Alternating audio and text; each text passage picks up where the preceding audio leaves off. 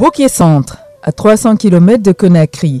Dans cette ville de la bauxite guinéenne, le rideau nocturne cède la place à une nouvelle journée ensoleillée. Mais dans cette maison de Tomboya, non loin de la mosquée, deux des fils aînés n'y mettront plus les pieds. Abdulgadri Diallo, 70 ans, et son jeune frère Idrissa Diallo, 55 ans, décédés tous deux de crise cardiaque à un jour d'intervalle. Ils laissent à jamais un vide immense, un chagrin intense, des larmes intarissables. J'étais à Conakry. D'abord le matin, quand j'ai fini ma prière, je suis venu le voir. Je lui ai dit bonjour.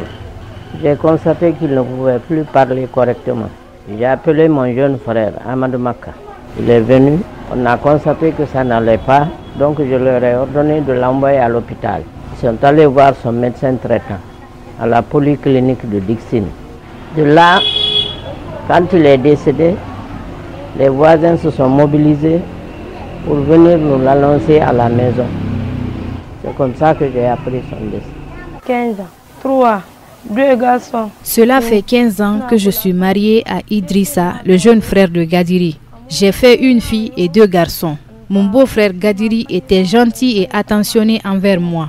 Il ne me considérait même pas comme sa belle-sœur, mais comme un membre de sa famille.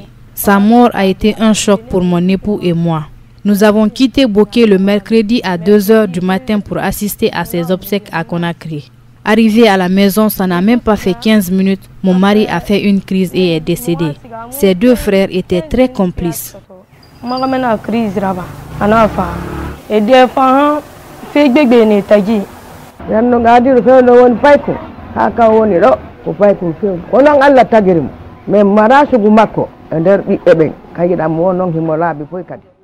De son enfance à l'âge adulte, Gadiri a toujours été un modèle.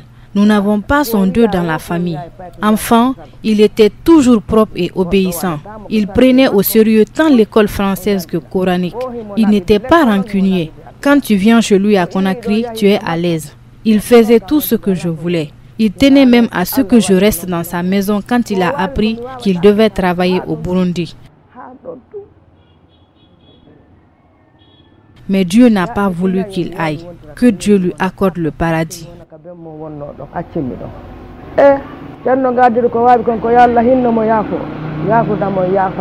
Second d'une famille de 11 enfants, Abdulgadri Diallo a très tôt pris ses responsabilités, notamment dans l'encadrement du dernier-né.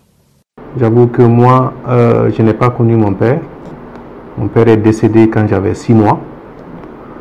Donc c'est lui qui a joué le rôle de père pour nous, pour moi particulièrement, parce que j'ai fait 26 ans avec lui à Conakry ici. Donc quand j'ai fini le collège à Boké, il m'a fait venir ici à Conakry à côté de lui. C'est là que j'ai fait le lycée, l'université. J'ai fini l'université, j'ai toujours continué à rester. Il n'a pas voulu me lâcher, il a voulu toujours que je sois à côté de lui.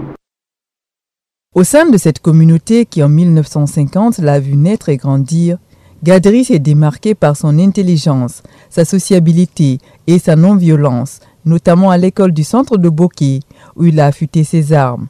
Étaient-ce déjà les prémices d'un futur activiste des droits de l'homme? Nous avons commencé l'école primaire ici avec Tierno Abdulgadri Diallo de 1958-59 dans cette école du centre. C'est la toute première école. Mais ce que je retiens de lui, c'était un enfant très bon à vivre. Il était toujours parmi les 5 premiers. Il était d'une intelligence remarquable. Et il avait le don et la manière de parler. Il peut se faire écouter. Dès qu'il parle, on sent que ce monsieur-là, on va l'écouter.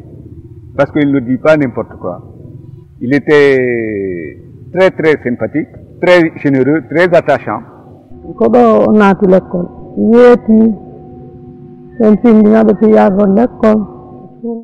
Gadiri a commencé à aller à l'école chez moi. Le matin, il mettait sa tenue scolaire, ramassait les feuilles mortes dans la cour et va à l'école. Sur le chemin de retour, il revenait avec des fagots de bois pour la cuisine et les cours coraniques de la nuit.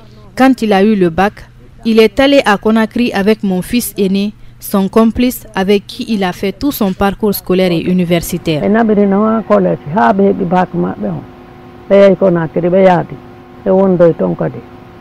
Titulaire d'un DES en mathématiques de l'université Gamal Abdel Nasser de Conakry, Gadiri fut un brillant enseignant de cette matière dans divers établissements scolaires du pays, avant de faire ses premiers pas de journaliste d'investigation au sein du journal satirique Le Lynx, où il s'occupait entre autres de la rubrique Droits de l'homme. Alors j'ai connu effectivement M. Abdoul Gadri Diallo au lycée 2 octobre. En fait, à l'époque, il était professeur de maths. Moi, j'étais en sciences sociales. Et puis, voilà, il fait partie des professeurs à l'époque qui m'ont réellement donné le goût des maths, en m'encourageant, parce que j'avais des lacunes, en fait, et cumulé à mes activités artistiques. Donc, je pense qu'il s'est spécialement occupé de moi pour que je puisse être bien dans ses cours. Et il m'a promis de me donner le goût des maths. Donc, ça a été un défi pour lui et pour moi. Et ça nous amusait d'ailleurs à l'époque, quoi. C'est pour ça que je garde un bon souvenir de lui. Il me donnait des petits outils comme ça pour mieux mémoriser les théorèmes, pour mieux mémoriser les formules et tout ça. Il y a une vingtaine d'années, c'était exactement en juillet 1991. Je revenais d'Abidjan pour créer le Lynx. Eh bien, ce journal a été créé effectivement avec l'aide de Thierno Diallo. Et Thierno a exprimé sa volonté d'apprendre le métier. Mais en fait, c'est quelqu'un qui était très bien formé. Il est professeur de mathématiques, mais il avait un niveau de langue extrêmement élevé. Il avait une culture générale assez bien fournie. Donc ça n'a pas été du tout difficile de l'intégrer dans l'équipe. Puisque c'est quelqu'un de très humain, il s'est orienté tout de suite vers le social. Ça veut dire que c'était en fait, il travaillait pour la mise en page, la conception et les droits de l'homme. Parallèlement à ses activités pédagogiques et journalistiques, Abdoul Gadri s'est engagé dans le domaine des droits de l'homme, ce qui le conduisit à adhérer à l'Organisation guinéenne de défense des droits de l'homme et du citoyen, au GDH, dans les années 90. Il en sera président de 2015 à 2020. Et ils ne sont pas gagnés d'avance. C'est en ça qu'il est important, au-delà de ce que nous faisons au quotidien, nous puissions mettre en place un cadre de concertation, essayer d'encourager ceux qui sont déterminés à aller de l'avant, en vue d'aider à freiner les ardeurs de tout ce qui constitue des facteurs de blocage dans l'avancée des dossiers qui sont pendant au niveau des juridictions nationales. Il a été l'un des porte-flambeaux des défenseurs des droits de l'homme en Afrique et même dans le monde. Donc c'est un homme qui nous a marqué de façon positive. Je me rappelle encore, lorsqu'il s'agissait d'asseoir l'OGDH à travers le pays, nous étions ensemble. Monsieur Gadiri, nous avons eu à animer ensemble plusieurs formations, notamment à l'endroit des forces de défense et de sécurité, à l'endroit des activistes des droits de l'homme, à l'endroit des femmes, à l'endroit des jeunes. Farouchement opposé à toute forme d'injustice, cet activiste ne ménage aucun effort pour assister les victimes sociopolitiques des différents régimes guinéens, nantis ou pauvres.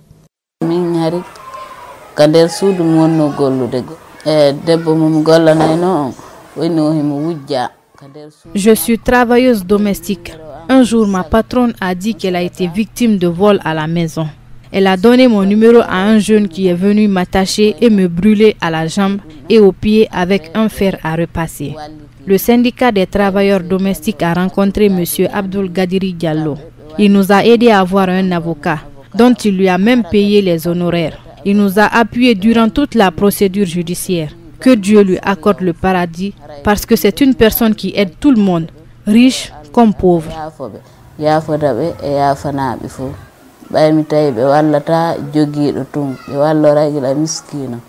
Avec la collaboration de Gadiri, ça m'a permis de mieux comprendre le champ des droits de l'homme.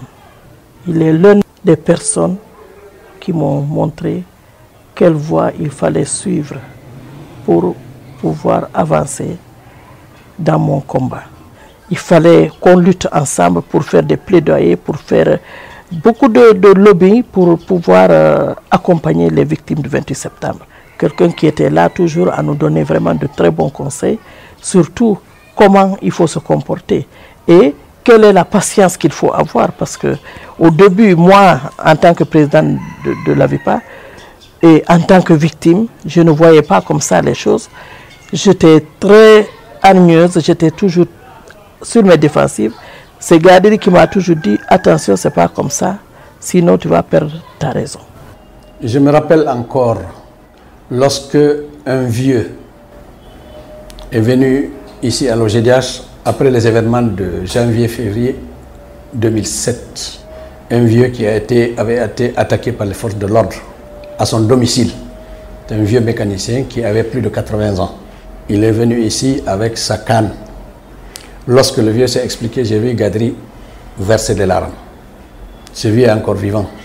Il continue à m'appeler. Lorsque je l'ai informé du décès de Gadiri, pendant des jours, il n'a pas pu digérer. Il était aussi celui qui ne faisait pas de différence entre ses employés et restait fidèle à ses amis. J'ai été chauffeur de Maître Gadiri Diallo depuis 2012 jusqu'à 2020. M. Gadiri Diallo, il est mon patron, que je ne peux pas voir patron comme lui, parce qu'il m'a pris comme son enfant, sinon son petit-fils, quoi. Et lui, il n'y a pas de problème sur lui. Il nous prend tous même égaux. À comptable, à cuisinière, gardien, non. Gadiri fait partie des tout premiers militants des droits de l'homme qui m'ont reçu à Conakry en octobre 2011. Et depuis lors, on ne s'est jamais quitté. Il m'a beaucoup aidé et j'ai découvert en lui beaucoup de qualités. Il a toujours œuvré pour la promotion et la protection des droits de l'homme, non seulement en Guinée, mais aussi dans toute l'Afrique. Il m'a aussi facilité les tâches au Burundi lorsque j'avais quitté la Guinée. Pour moi, c'est un baobab des droits de l'homme qui est tombé. Mais pour qu'on puisse entretenir ce baobab qui est tombé et dont les branches peuvent pousser encore, il faudrait qu'on puisse continuer l'œuvre que Gadiri a entreprise et qui n'a pas achevé. C'est un défi, non seulement pour les droits de l'homme en Guinée, mais pour toute l'Afrique. Et aujourd'hui, c'est avec un cœur serré que je vais lui dire adieu, cher ami, et que la terre de la Guinée lui soit légère. Spécialisé en gouvernance, démocratie et droits de l'homme, Abdul Gadiri Diallo devint aussi formateur sur les mécanismes africains et onusiens des droits de l'homme et en systèmes électoraux. À ce titre, sa collaboration est sollicitée hors des frontières nationales. Il y a 25-26 ans maintenant, c'était être comme un extraterrestre que de vouloir parler des questions de droits de l'homme ici. Ce n'est pas seulement en Guinée, un peu partout sur le continent. Je n'approderai pas la paternité entière de cette éclosion de la société civile Abdul Gadiri, mais je dirais sans me tromper qu'il y a considérablement contribué. En Guinée, certainement, mais aussi sur tout le continent africain. Je crois que c'est l'un des professionnels des médias qui fait qu'on ne peut être fier d'être journaliste, parce qu'il a utilisé ses valeurs ajoutées pour faire avancer la culture des droits de l'homme. Et c'est donc sans surprise par la suite que, dans le cadre du forum des organisations de la société civile qui accompagnent la Commission africaine, c'est-à-dire le mécanisme africain de protection des droits de l'homme, pour le volet Afrique de l'Ouest, pendant de longues années, Gadiri était le coordinateur principal, mais aussi un membre très influent sur la scène continentale. Il y a plus d'1 an que nous nous sommes rapprochés de Gadiri. Gadiri était membre du comité de pilotage de ce projet et il en a été une des chevilles ouvrières.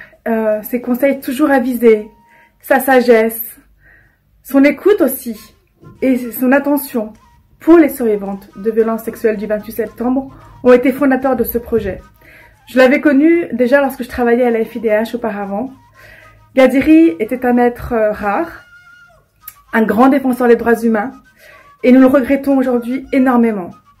Connu pour son franc-parler, l'ex-président de l'OJDH s'est aussi impliqué dans différentes réformes en Guinée avant de s'engager au sein du FNDC, Front National pour la défense de la Constitution.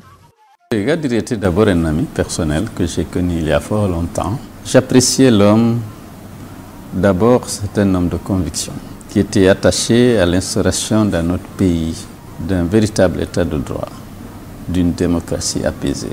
Et il a toujours milité pour le triomphe de ses valeurs.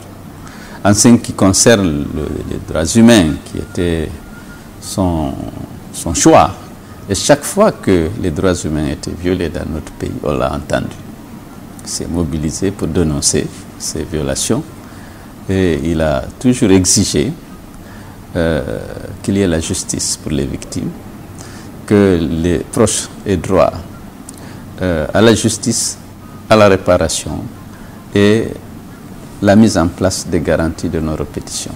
Je pense que c'est une grande perte pour notre pays, qu'il n'a pas hésité un seul instant à adhérer au FNDC, où il a joué un rôle majeur dans le débat, dans la formulation des revendications, dans l'organisation des manifestations, parce qu'il voulait vraiment que la Guinée soit libérée de ce projet conflictogène de troisième mandat. C'est toujours avec beaucoup d'émotion, tristesse, je dirais, que je parlerai de Gadiri par rapport à son rappel à Dieu, qui s'est opéré à un moment difficile pour notre pays, une période cruciale où la Guinée était, ou encore est, dans un tournant difficile, que nous perdions un homme aussi important. Il a cherché à me rencontrer et il me disait: Sano, je viens te dire de vive voix que je t'encourage dans ton combat pour la promotion de la citoyenneté dans notre pays. Et je viens te dire que malgré la distance, mes engagements au niveau du système des Nations Unies au Burundi, je suis entièrement à tes côtés.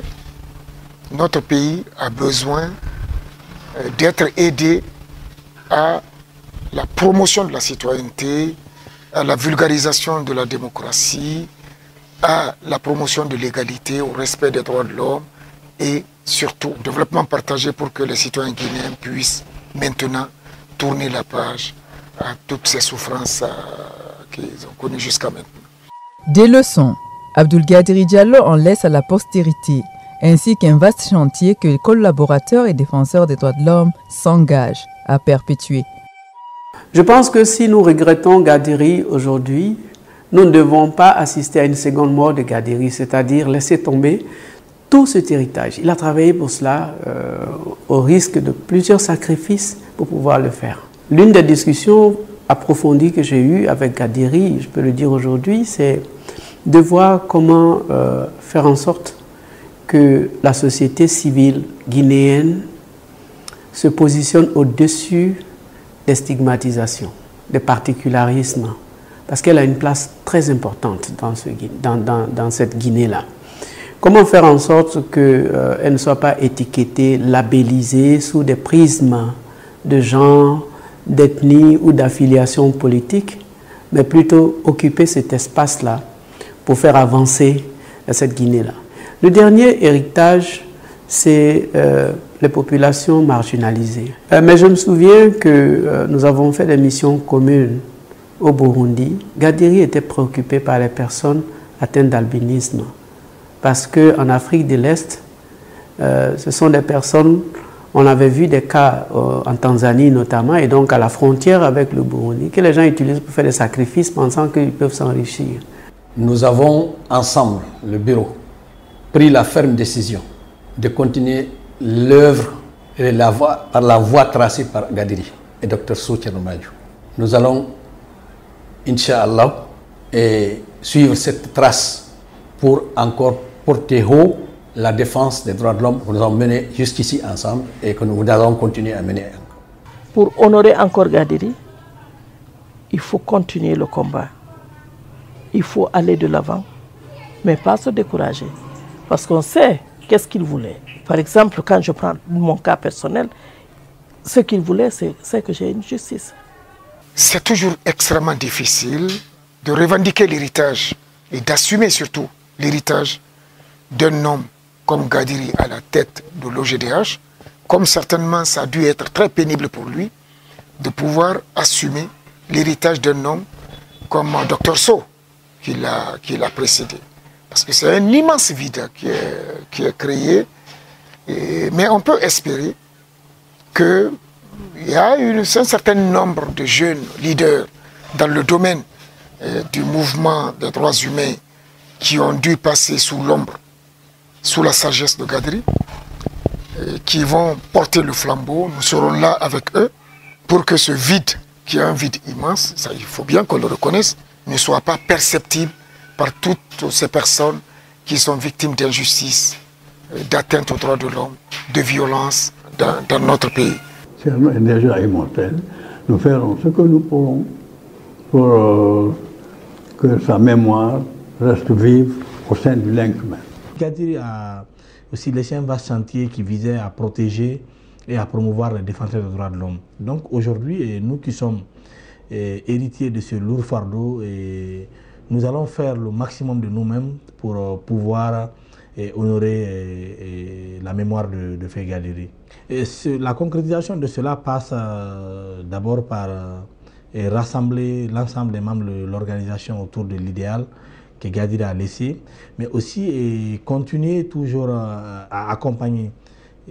Gadiri, quelques jours avant son décès, il avait réussi auprès de l'ambassade de France, auprès de l'Union européenne, à mettre en route deux projets qui visaient essentiellement à installer des cliniques juridiques, par exemple, au niveau des régions de Conakry, de Kindia et Labé. Donc ce travail-là, nous sommes en train de le poursuivre afin que toutes les victimes de violations des droits de l'homme puissent être rétablies dans leurs droits.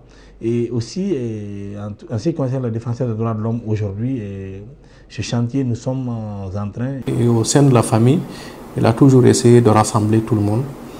Donc moi qui suis resté au niveau de la maison là, je vais continuer à faire ce rassemblement. Donc quand on était à la mosquée, on était en train de prier sur les deux corps. L'imam m'a dit que